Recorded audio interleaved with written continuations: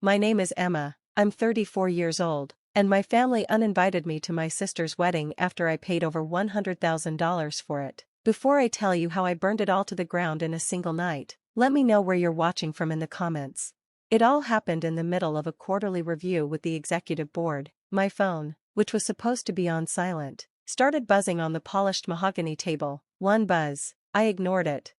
A second, then a third, a fourth. The CEO paused. All eyes were on me. Flushed, I mumbled an apology and stepped out into the hallway. The screen was lit up with texts from my mother. The last one was in all caps. "You're not invited, Maya doesn't want you there." My blood ran cold. I read it again. It didn't make sense. I was paying for the venue. I paid for the caterer, the band, the ridiculous 5-tier cake Maya just had to have. I felt a strange, chilling calm wash over me, the kind of calm you feel in the eye of a hurricane. I didn't text back. I opened my email, found the thread with the venue manager, and typed a single professional sentence. Subject, cancellation, wedding of Maya. Please cancel all services booked under my name, effective immediately. Thank you. I hit send, one down, then I walked back into the boardroom, my face a perfect mask of composure, and resumed my presentation. The war had just begun. Driving home that night, my mind was a slideshow of memories, me at 12, on the phone with a 24-hour plumber while my mom paced in circles, wringing her hands because a pipe had burst. My sister Maya was in her room, oblivious, music blasting. Me at 16, sitting at the kitchen table, secretly negotiating a payment plan with the electric company because my dad had forgotten again. Responsibility wasn't a choice for me, it was a reflex. I wore competence like armor. It got me a full scholarship, a summa cum laude degree, and a job offer before I even graduated. Years later, when my tech startup sold, that competence made me a millionaire. And that's when the requests started: a new car for dad, help with mom's mortgage when her hours were cut, Maya's security deposit after she trashed her last apartment. I never said no. So, when Maya called me at midnight, breathless and squealing about her engagement to Caleb, my first instinct wasn't suspicion, it was, "How can I help?" "Oh, just small stuff," she chirped. "Maybe you could help us figure out a few deposits." 2 weeks later, she and my mom were in my living room unrolling a spreadsheet that looked more like a corporate budget proposal. $120,000. My stomach dropped. "Caleb's parents might help," Maya said vaguely, but her eyes, and my mother's, were locked on me. "We'll figure it out" was family code for Emma will figure it out. The next few months were a blur of wire transfers, rush deposits for florists because Maya kept changing her mind, a non-refundable down payment on a designer dress, the retainer for a band that played exactly one song Caleb liked. I tracked every receipt, every invoice in a meticulously organized folder on my laptop. A part of me, the naive part, thought this grand gesture would finally earn me a real seat at the family table. Instead, I found myself being systematically pushed out. I'd find out about cake tastings from my mom's Facebook posts. I was removed from the Bridal Brigade group chat because, as Maya explained in a clipped voicemail, it was getting too cluttered with vendor talk. The final straw, the one that cracked my armor, happened on a Tuesday. I had stopped by the florist to pay the final balance in person. As I stood by the counter, I heard Maya's voice coming from the back office. She was on the phone with her maid of honor, her voice dripping with annoyance. "God, she just makes everything about her. It's my wedding, not her business acquisition," she said. There was a pause. "Honestly, I just wish she'd send the money and stay out of it." It felt like a punch to the gut. All the air left my lungs. That night, I didn't sleep. The hurt was so sharp, it was physical, but underneath the hurt, something else was stirring, a cold, hard clarity. This wasn't love. This was a transaction. And I had been a fool to think otherwise. I decided then and there that I wouldn't just pull my money, I would wait. I would let them build their entire fantasy on my foundation, and then I would pull it all out from under them. My strategy shifted. I was no longer a loving sister. I was a CEO conducting due diligence on a bad investment. I started documenting everything. I saved screenshots of the passive-aggressive texts. I forwarded every single invoice to a separate email account. The final piece of the puzzle fell into place during a routine call. I was confirming a minor detail with the caterer, a lovely woman named Carol. Trying to make small talk, I said, "I'm sure you're all very busy. Maya must be running you ragged." There was an awkward silence. Then Carol said in a gentle, hesitant voice, "Oh honey, her mother told us to only contact her directly. She said you were going through a difficult patch and that we shouldn't bother you, to give you your space." A difficult patch. That was the phrase. It was so vague, so perfectly manipulative.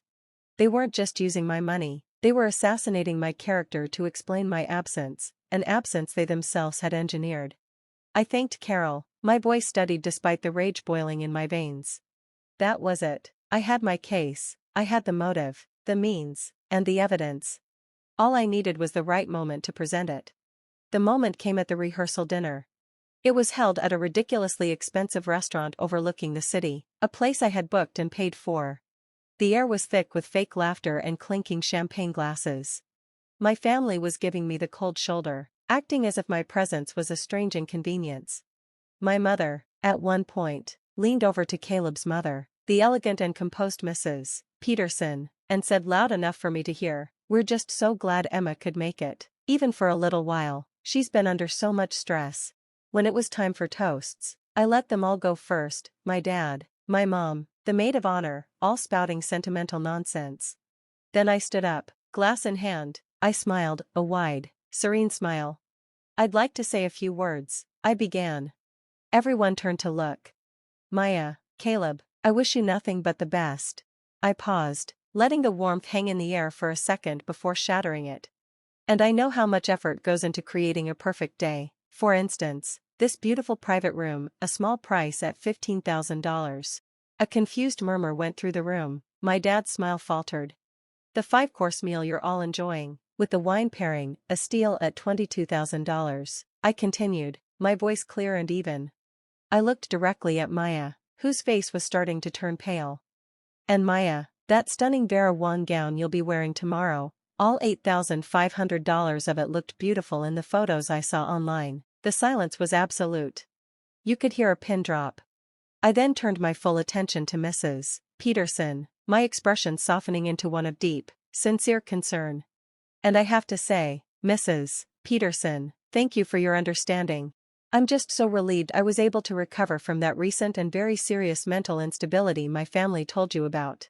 It's a miracle I'm even lucid enough tonight to pay the final bill. Mental health is just so important, isn't it?" The color drained from my mother's face. Maya looked like she had been slapped. The carefully constructed fantasy world they had built had just imploded, and I was holding the detonator. In the chaos that followed, I quietly placed my napkin on the table and walked towards the exit. My mother and Maya caught up to me at the door, their faces contorted with rage and panic. "How could you do this?" Maya hissed, tears of fury in her eyes. "You ruined everything." I stopped and looked at her. For the first time in my life, I felt no pity, no guilt, no sense of obligation. Just a profound, liberating emptiness. "No, Maya," I said, my voice quiet but firm, "I gave you the wedding of your dreams, every last detail. Consider my absence from your life, starting now, the second gift. We are done." I turned and walked out into the cool night air, leaving them standing in the doorway of the life I had paid for but was no longer welcome in. I didn't look back. A year passed, a year of therapy, of setting boundaries, of learning to untangle my self-worth from my utility to others. I blocked their numbers. I went on a trip to the coast and threw my phone in the ocean, metaphorically. Of course, I just turned it off for a week. It was bliss. Then one day, I got a letter, a real letter with a stamp. It was from Maya. Inside was a single card with 5 words written in a shaky hand. "Can we please talk? I'm sorry."